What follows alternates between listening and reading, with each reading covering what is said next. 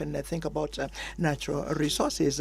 And the riches of Africa begins with its people. We have 1.4 billion inhabitants on the continent, and more than 60% of this population is young between 0 and 25 years. The first wealth of this continent is in its people. We must have the capacity to think about how we can ensure that these people, this population, can benefit not only from the existing wealth, but also add value to that wealth. How can we go about that? Through universal education, quality education in our countries. We should have the capacity of offering our citizens a free education from the primary to the university levels, and ensure that this education is spread in all of the regions of our continent and of our country. We must remove the obstacles to education. The feminine population represents 50.2%. There are still cultural obstacles. There are obstacles to the education of girls. We must concentrate on valorizing our human resources. And then we have fertile land. What are we doing with this fertile land?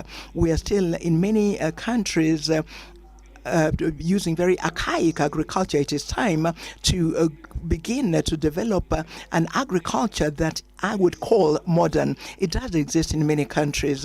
Look, for example, at a country such as Rwanda. Tea and coffee are actually, there's value added locally. Countries such as Ghana, countries such as Cote d'Ivoire, cocoa is transformed locally. Now, these raw products that we sell without adding value, we must be able to add value locally so that we can increase the wealth and also create employment. The transformation of agricultural products is a priority. So today, agriculture in many countries uses biotechnology. It uses the drip system. It uses seeds that are modified, that are quality seeds. Ethiopia uses quality seeds in order to be able to produce maize. Today, Ethiopia produces maize and wheat because of these seeds that are quality seeds. It is important to think about transforming agricultural product in place that will ensure that the people can get out of food insecurity, ensure that there is a specialized agriculture.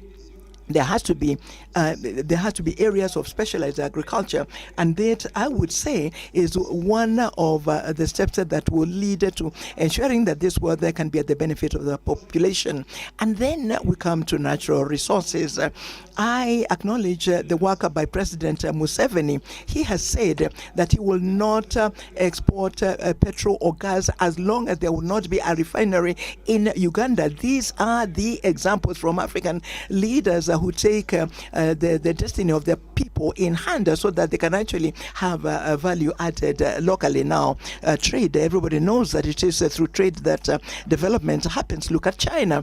China and all over the Chinese economy really target production and exportation. When you add value to our products, we can become exporters. Let me talk about tariff barriers and non-tariff barriers. That is not the problem. I think that the situation must be to, first of all, protect our wealth by transforming them locally. Thank you. Thank you, Your Excellency Mahamoud Ali Youssouf.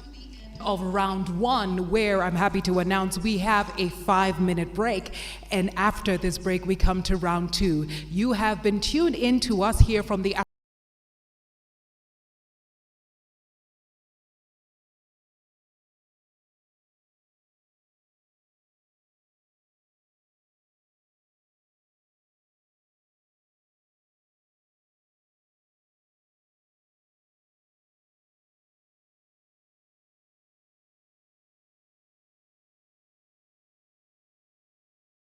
Union headquarters here in Addis Ababa, and we are bringing to you Mjadala Africa Leadership Debate 2024 with our 3 esteemed candidates vying for the position of chairperson